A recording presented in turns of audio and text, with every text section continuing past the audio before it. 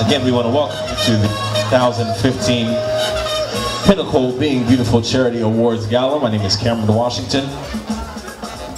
We also want to give a special thanks to our sponsors and supporters, 6ABC News, Chapman Ford VW, TD Bank, KYW, LOPP TV, QVC TV, Philadelphia Style, Joan Shep and Tuesday Gordon, Jen Abrams, Philadelphia Ritz-Carlton, Dr. Clarison Leventon, Ritz-Carlton, Atlantic City Fashion Week, Philadelphia Fashion Week, House of Talent, Kit Media Group, Makeup Apparel, Platinum Shears 2, Divas, and Rashid Aman Digital Media.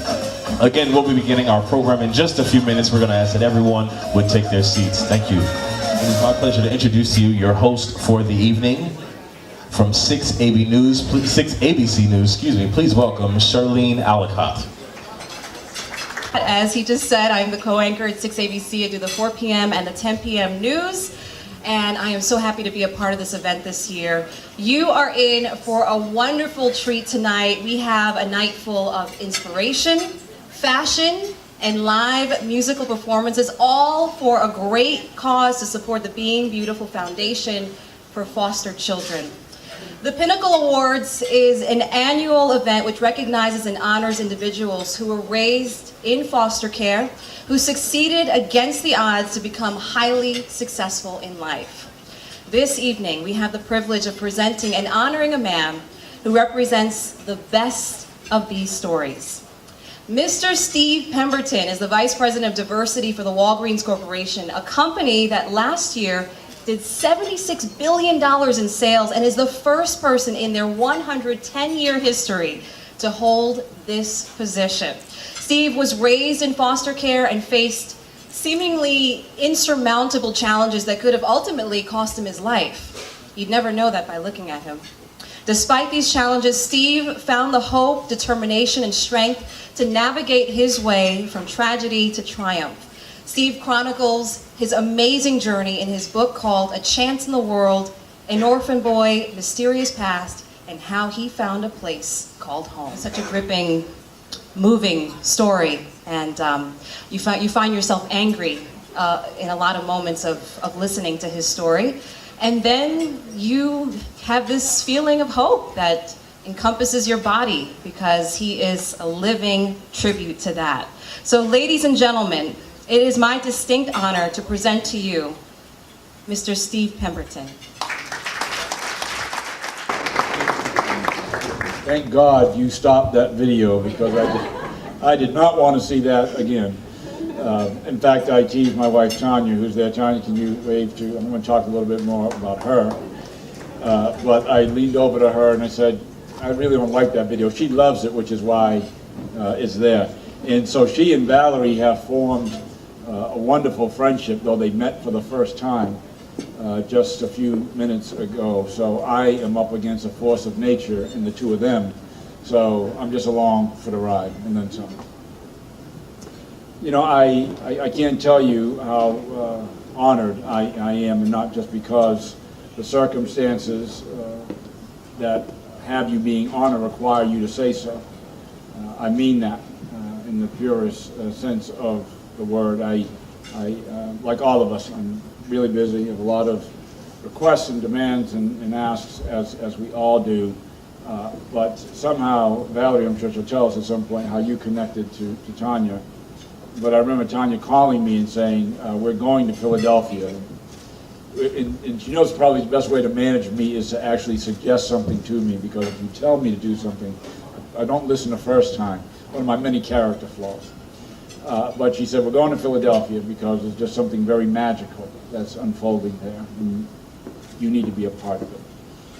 And it was pretty clear to me why. Some of it I referenced for you in the course of the video.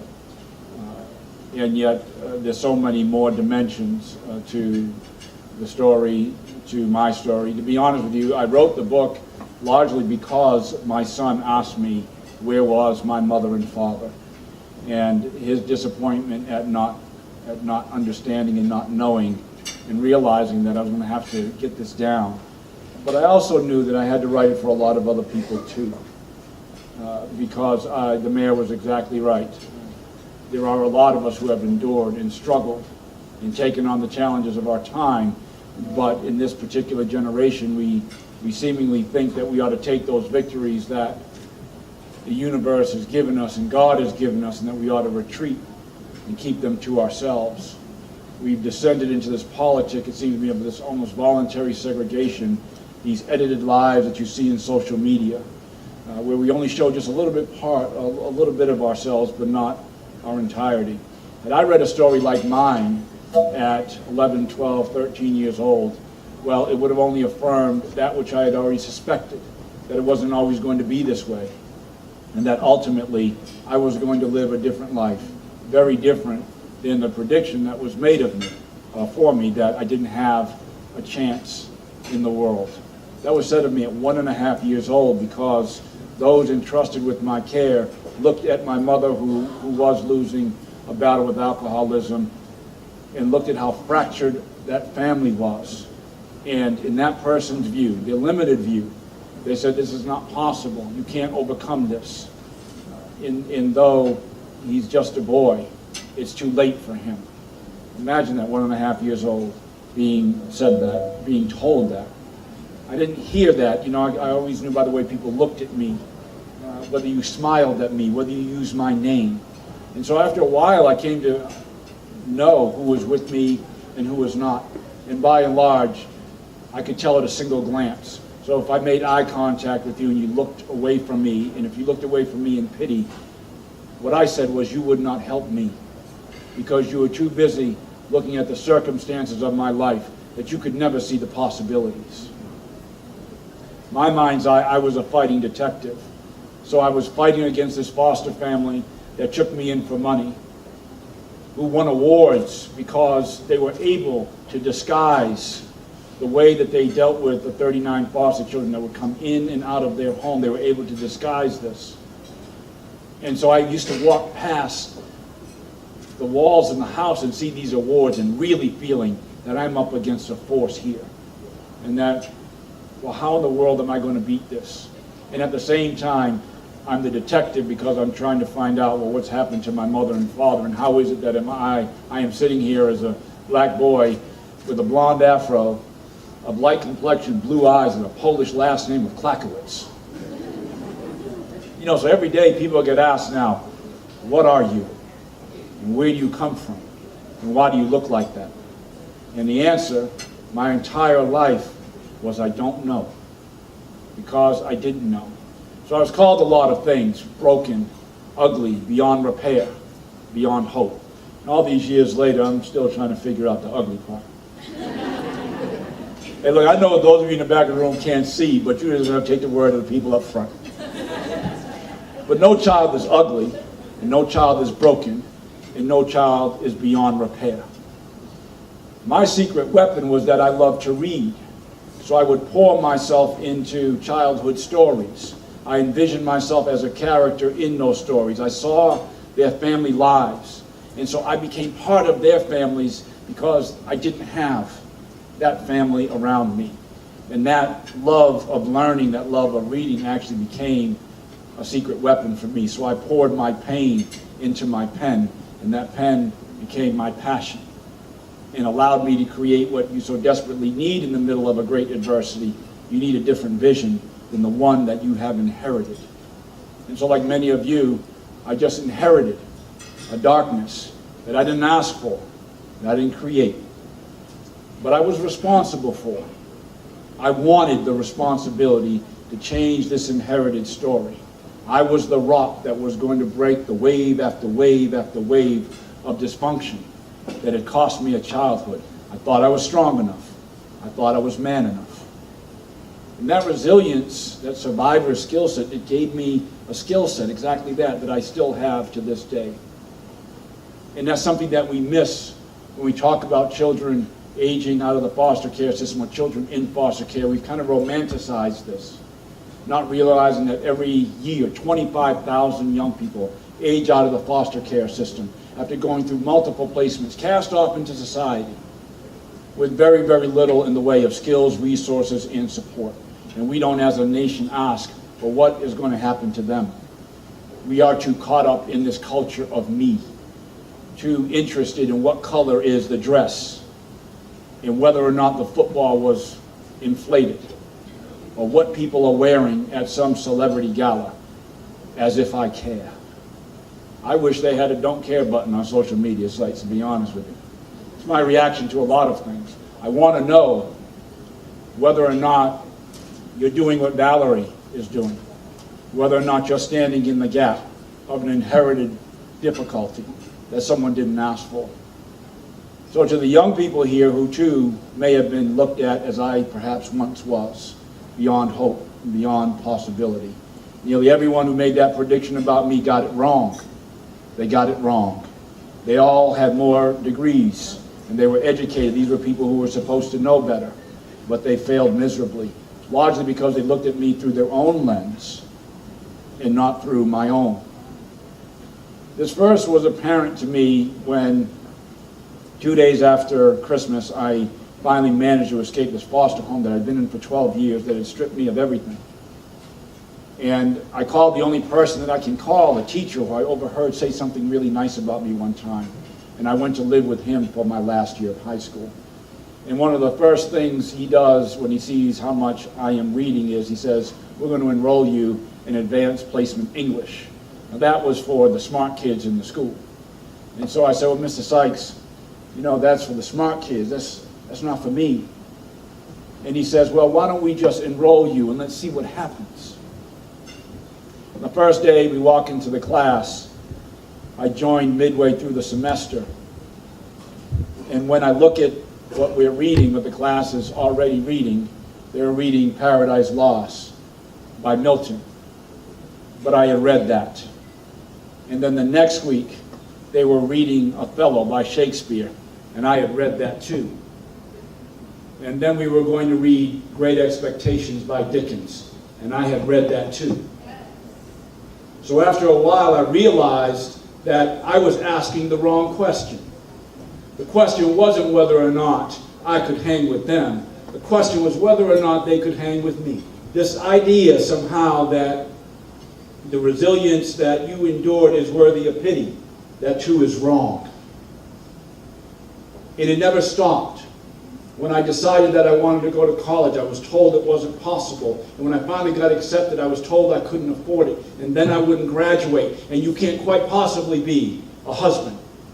And you don't know how to be a father because of what you inherited. And every single time, they got it wrong.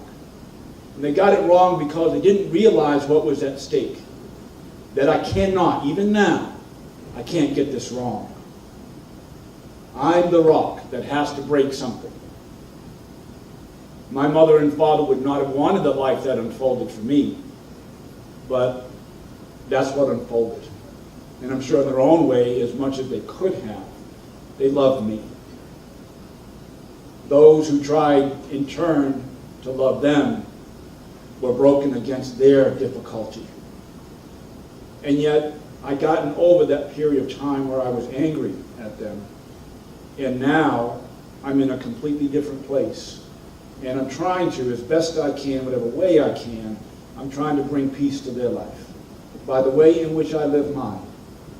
And if I can live it with dignity and integrity, and in some future world with grandchildren and great-grandchildren, I imagine them sitting around a holiday table and, you know, they're all accomplished and successful people.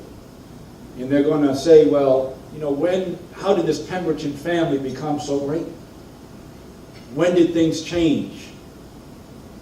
And I'm very hopeful that they're going to turn to me and to Tanya and say, well, it was you, right? You were the one who put an end to it. It was you. I want you to always see your life. I'm talking specifically to the young people here. I always want you to see your life through the lens of possibility and not circumstance. And you have to step away from anyone who wants to define you by those circumstances, because you are much more than that. You are not a mistake. God brought you here for a reason, and in truth, the same way that He brought me. Nobody envisioned that at the time. Now here's what I also know for sure. My faith tells me that when your mother and father forsake you, it will be God who will lift you up. And I love that scripture. And I thought, well, how does God do that? How does that happen? Faith, evidence of things not seen. And so how do you know that? Well, you know that because you're here. You're here, and you're in this room, in this time and place, with these people. So as you leave here tonight, you never have to wonder whether or not you're special, whether or not you have a place in the world, and whether or not you have a chance in the world. It's going to require some things of you, though. You're going to have to sacrifice. You're going to have to trust people you have no real right to trust. But you too can architect and create a path, a new path. I don't want you to know I am deeply, deeply humbled to be the honoree. I am still caught off guard by whether I watch the video or I hear people all over the world reading a book that I largely intended for you. I'm still in awe of it, of the impact and the touch that it has, but I felt that's what I was supposed to do. What I don't want you to do is look at me and think that I'm exceptional, or I'm extraordinary, or that I have some gift or talent that you don't, because that is unequivocally not true. The only thing that's different between us is, well, I'm just a little bit older, and not nearly as handsome. The people who came along, they did small things, see? They brought me a box of books. They took me in when I had no place to go. They told me how to navigate the pathway to college. So it let me know that what Tolkien wrote in Lord of the Rings was eminently true, that there is some goodness in the land after all. And if you hold out hope and faith and possibility, it will come into your life. It will not be denied you. I lived by that, and I still live by that. It never was that clearer to me than when, not too long ago, I'm on Martha's Vineyard with a group of college friends, and I'm walking down the street with a group of my friends, and we bump into another group of young women, and I wind up talking to this most magical woman. We only talked for 5 minutes. My friend comes over to me and he says, hey, she's engaged. And I didn't hear him, and so she kind of held up her hand. She said, yes, I'm engaged. And I said, well, it's not really about that. And she walked away, and as she walked away, I said, the man who's going to marry her is really, really lucky. A year passes. I'm back on Martha's Vineyard, and I see this very stunning woman who keeps staring at me. Now I'll have you know, am a very cool guy. But every time I look over in that direction of the room, this beautiful woman keeps staring back at me. And I look away, which I don't ordinarily do. And then she starts walking towards me. And she stops right in front of me, and she says, I know you. Now, fellas, I did the one thing you probably should not do in that situation. I said, you do? But it didn't come out that way. It came out like I was savoir-faire debonair on a runway. Oh, you do. And so for the young ladies here, what she did is a lesson in how to let a man know how you want to be treated. She put her hand on my forearm and she said, I must be mistaken. And she walked away. So I did what any reasonable man would do. I chased her. And she got about 5 feet away from me. And in those 5 feet, I remembered everything about her.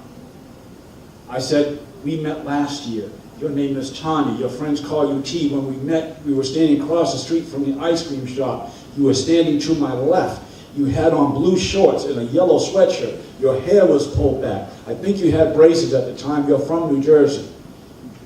I remembered all of that in a 5-minute conversation. And she smiled and she said, you do remember.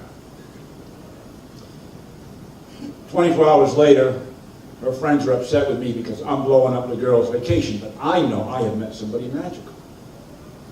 And her friend said to her, well, you know, you're spending all this time talking to this man and you don't even know his last name. And she said, you know what? I don't know your last name. What's your last name? And I said, my last name is Pemberton. And one day, that's going to be your name too. That's right, I said it. So we were married less than a year later. And 18 years later, well, we're still doing this thing, right, T? My wonderful wife, Tanya. T, can you stand up for a second? And I realized that the family that I was seeking was never going to come to pass because it had never been. I decided I could do the one thing that remained in my power, that I could build my own. And that's what I've done. And that's what you can do.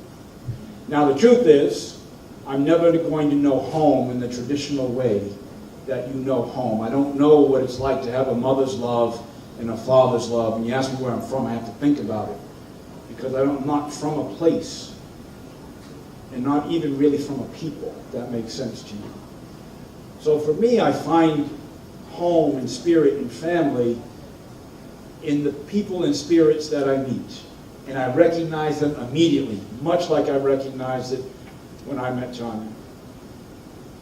So when I tell you that Valerie and Larry and this foundation are that goodness in the land that Tolkien was writing about, it's obvious and self-evident. And maybe this is your chance, in essence. Maybe it's all of our chances. If the stories that you see across our society today sober you, and you wonder, well, what is it that I can do to change the arc of a life, then supporting this foundation, and Valerie and Larry is a really, really good place to begin. So though I won't know home the traditional way, not in the family sense, I wouldn't trade my journey at all for anyone's. So when I say thank you, Valerie and Larry, for this honor and for the gift of being in your family, if only just for an evening, I trust you now know the place from which that comes. So thank you. Thank you. Thank you. So on behalf of Being Beautiful Foundation, we would like to recognize Mr. Steve Pemberton on his outstanding life achievements and continued support for youth in foster care. Being Beautiful Foundation honors Mr. Steve Pemberton as the 2015 Pinnacle Awards inaugural recipient. The first thing I'm going to ask you to do is I've kind of figured out that there are a group of young people here at the event. Not that all of you are not young, but there's some younger folks here. Can we please recognize these resilient, focused, committed, and dedicated young people who are here with us tonight? Thank you for that. And I don't know where Valerie got to, but please give it up for the one and only Valerie Crabbe. Valerie, thank you so much. Thank you to the foundation. Joan Sheff and Jen Abrams, they're judges in the fashion show tonight. To our own Commissioner of Human Services, Vanessa, Garrett, Harley, and the Department of Human Services and all that they do. I just really wanted to stop by and express my support for young people all across the city of Philadelphia. And get to say a few words certainly about Steve Pemberton, who is also here with us tonight. Please recognize him and the incredible life story that he has shared with us, given so much hope and so much promise to many young people who have had difficult and challenging life circumstances. But Steve is a shining example of one who has overcome. Please recognize Steve Pemberton.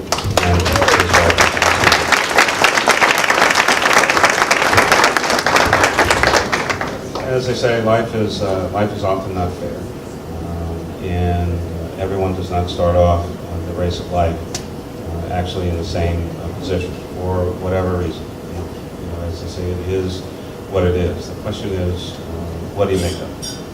And how do we make sure that there are positive adults in the lives of every young person here in the city of Philadelphia? And whether that's your biological parents, foster parents, another family member, whomever it may be, we need to encourage that kind of partnership and relationship, that caring and that love.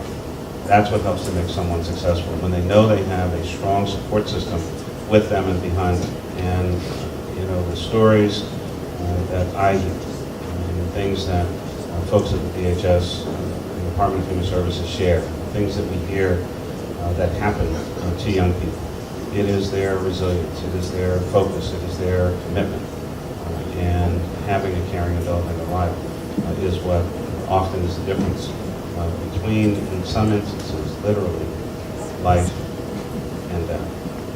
And so whether it's out on the streets or this incredible number of young people who unfortunately sometimes believe that they just can't take it one more day.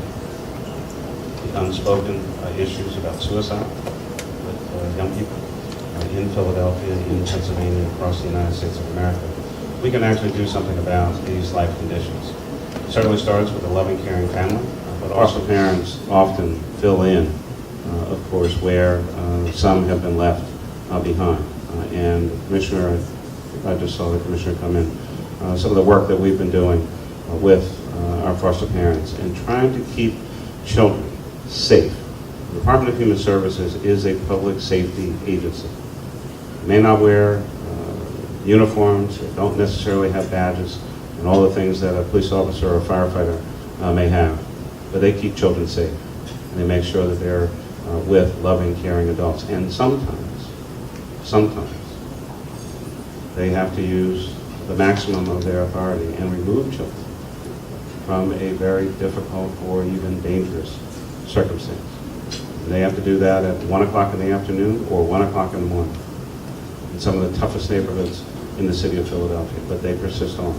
They do the work. So the work that we've been doing and the example that we've been trying to provide here in the city of Philadelphia through our foster care system, working with those parents, they do it for love. It's not about the glamour, it's certainly not about the money. They do it because they care about kids. They want to make things different. Every child should have those same opportunities, and when they do, there will be more of the Steve Pemberton stories. They will become the norm, not the exception. But for what he has done and for what he, more importantly, has shared. Because everyone doesn't have to share their story. They just go on about their business, go on about their life, do their thing, make a good life for themselves and for their families.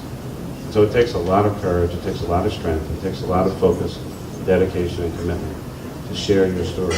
But what I always say to the adults, and I'll close with this, and I'm very, very sorry that I can't stay with you here tonight. Every now and then I get a double or triple book. Tonight is a triple book night. Many of you in this room, of course everyone in this room, has a story. Has a story. You may not write a book, and you may not be on TV, and Hollywood may not call you and want to put you up on a big screen, but you have a story. Your success, where you are today, and you may not have started out where you are today. Young people need to hear your story. Those times when you had doubts, those times when you had fears, those times when you weren't sure which direction you were going, those times when maybe, you were, is he okay back there? Those times when maybe you weren't doing as well in school as you wanted to. Somehow, some way, you dug down deep, or someone came to you, or someone talked to you, someone intervened in your life and said, you can do it. We'll be amazed at what our children can do when we support them properly, when we give them the resources and the tools, when we don't ask them to run that relay race with one leg tied to the other. When we ask them to fight, but not with one hand tied behind their back. When we ask them to do more, even when they have fewer resources than some other folks. They can do great things. The only thing that's in their way is adults not doing the right thing. They focus on your dream. And if there's something that you want to do it with passion, do it with focus, do it with commitment. Learn from others who are already doing it well and then exceed what they're able to do. And you'll be a very successful, but more importantly, you'll be a very happy person. God bless you all. Thanks. And I feel so happy and honored just to be here with you guys. I feel like we're all family. Being Beautiful Foundation is being beautiful inside that comes on the outside. Yes, I do claim it. I just knew, I saw her on TV. I said, we're going to be good friends one day. And a lot of things that has happened, I just claimed it and I knew it. So you guys that are here tonight, my kids, it's my job and my mission to let you all know you're not parentless, you're not motherless, you're not fatherless. You have us. We're all here with you and for you. I will do as much as I can always and live and breathe for you guys. And I wanted to do this for you guys because it's all about you. So everything that happens this evening is about you guys. And I just thank God first because he loves you. So he just said, well, Val, I need you to do some work. And I said, what is that? So this is it right here. And I just want to thank my friends and my family, Tanya and Steve. I saw him on the award show on TV. And I walked past the television and I said, Lord, we got to bring him to Philadelphia. He's here. So never think that your dreams can't come true because they do. I just want to thank everybody for coming out.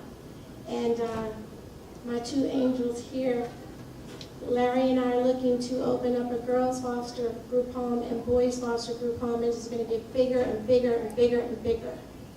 So I just wanted to thank everybody.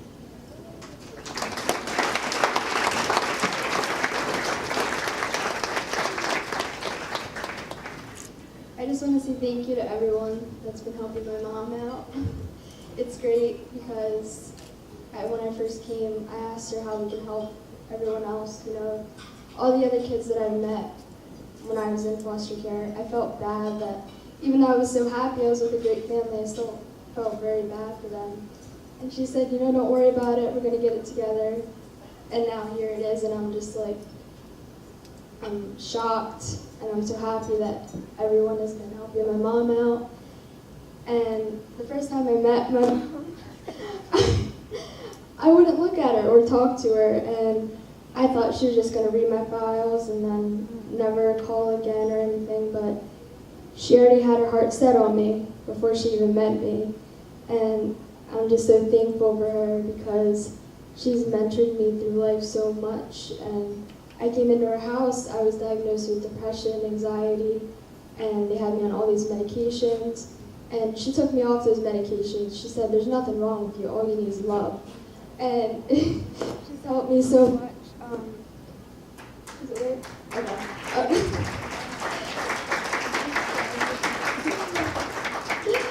I'm going to be graduating high school in June, and it's going to be my 5th straight year of honor roll. And I got a full scholarship to LaSalle.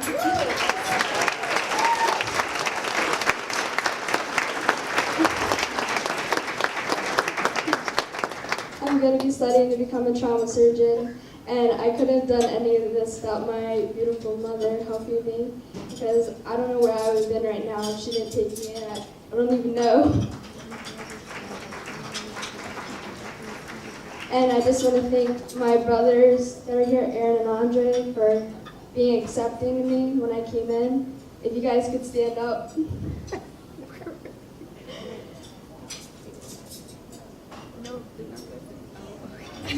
on.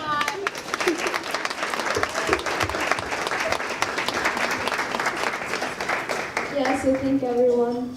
Thank you.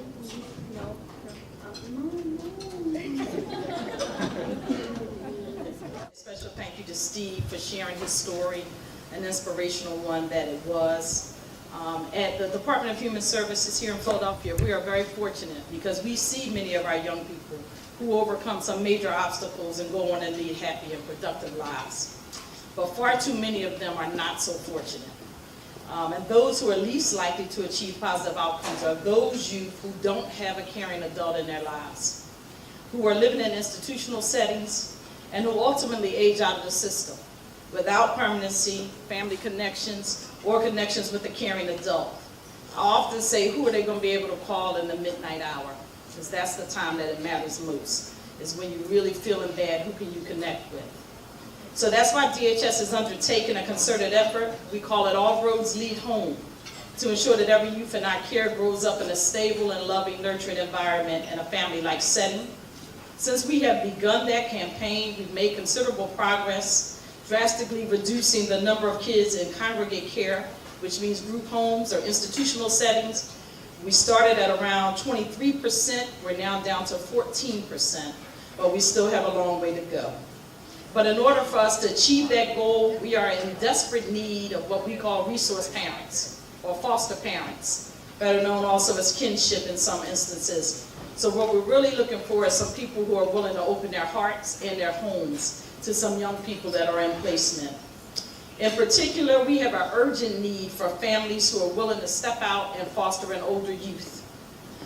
More than 40% of our young people in the system right now in Philadelphia are over the age of 12. And without proper support, these youth are twice as likely to drop out of school, come to some other undesirable outcomes, such as many become pregnant, they remain in the system, they just become part of other systems, such as the public assistance, the prison system, and a number of other outcomes that we don't want for any of our kids. However, we know what the difference that a loving and encouraging and guidance of a home can make for these young people. And many of them are able to succeed and flourish, just like Steve. And just an aside, for those of you who might be considering fostering an older youth, we know that teenagers are a handful. We know that raising a teenager costs considerably more than when you raise that 6-year-old, because we know they eat a lot, and their shoes and sneakers and things cost more. So we have upped the stipend that we pay for resource homes for the older youth. We've upped that stipend. But we don't expect you to do it all on your own, the resource parents. That's why at DHS we're also working very hard to support our older youth and sort of help them with that transition into adulthood and into independence. So our Achieving Independence Center, we call it AIC, is a one-stop shop that focuses on helping older youth transition to adulthood. We have a host of programs there, such as life skills training, money management, mentoring, job training, tutoring, helping you to apply for college, getting financial aid, anything that could be considered part of what you would need to do on your pathway to independence. All of that can be received at the AIC. That strategy is working, and I'm really pleased to report that last year, 85 of our AIC members graduated high school. 4 of them were the class valedictorians. 65 of those graduates are now enrolled in post-secondary school.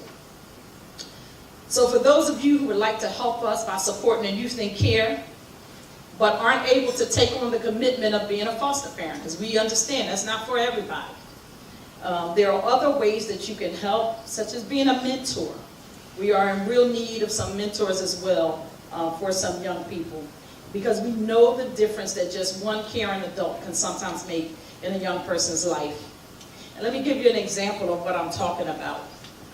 Just a little while ago today, I actually spoke with one of our young people, Gabrielle Taylor. Gabrielle actually happens to be here tonight. Stand up for me, Gabby.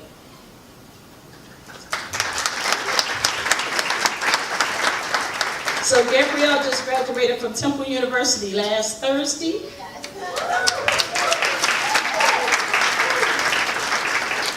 With her BA degree in social work. But she's already started giving back because she started working at our AIC, doing some tutoring and other things for other young people there. But her life is really going in the right direction, and she's flourishing. She's actually going to be leaving for Spain in about another week or two, where she's going to be part of a cultural exchange program and continue to develop. Gabrielle came into our system as an older youth. She came in when she was in high school, was in kinship care for a short period of time, and then when she went to college, she became part of our independent living program or transitional living program. And normally when we say kinship care, you think it means placed with a relative. We do use a loose definition, so it was striking to me when I heard Steve talk, because there are some similarities in their story. Because Gabby's kinship placement was not a relative. It turned out to be someone who mentored her, who used to be part of an after-school program that she went to, and then agreed to go ahead and become her kinship care parent, and has made a lot of difference in her life. We're also looking forward to when she eventually comes back here from Spain and probably joins our ranks to become a social worker in the middle of those ranks. So I'd like to say thank you to all the resource parents who are sort of in the room and have answered that call for our most vulnerable children. That brings me to Valerie and Larry, who have done a phenomenal job with this foundation. And just for partnering with the Department of Human Services, I first met them, I was not commissioner, but talking to them because we had that shared interest in young people, and I thought it was too good to be true. All that they brought, we really were questioning it because it's unusual that we get that kind of people who are that committed and weren't asking for anything in return. They just wanted to be able to meet these young people and do something for them. And so for that, we will always love you at the Department of Human Services because you have done a lot for our young people and for the department, period. And so I just want to say thank you to all of you who may be willing to help us in some way, shape, form, or fashion, for helping to right the wrongs, for maybe being that shoulder for some young person to cry on, even if you just want to become part of somebody's circle of affection. So when I say to the midnight hour, they don't have anybody to talk to, maybe you're willing to do that for us. So we want to say thank you for everything, and to my young people that are here, you know I love you. You are all doing well, and I am beyond proud of all of you. Thank you. I was at an event a couple of months ago in line for the ladies' restroom, and Valerie and one of her beautiful daughters was standing in front of me. They asked for a photo, we got to some small talk, and within a few minutes she was telling me all about the Being Beautiful Foundation, and I was sobbing. You know, I'm letting all these ladies go past me. It touched me so much. And a reason why it touched me so much is because I was adopted. I was adopted when I was 1 year old, so I was never in the foster care system, but I have a very soft spot in my heart for all of the young people here tonight who have gone through the system or still in the system. You all inspire me so much. And when I go to Miss USA in July, I'll be standing on that stage thinking of you all, and if I should win the title of Miss USA, my goal is to spread awareness for foster children in this country. I believe that that's why I won this sash and crown. You all inspire me so much, and I just hope that I can bring this to a national platform, not just through Pennsylvania. So I'm so honored to be here tonight, and same with my teen queen, Jasmine. We're just so grateful and so honored, and we've enjoyed getting to know so many of you. You all inspire us. So thank you very much. This is a word.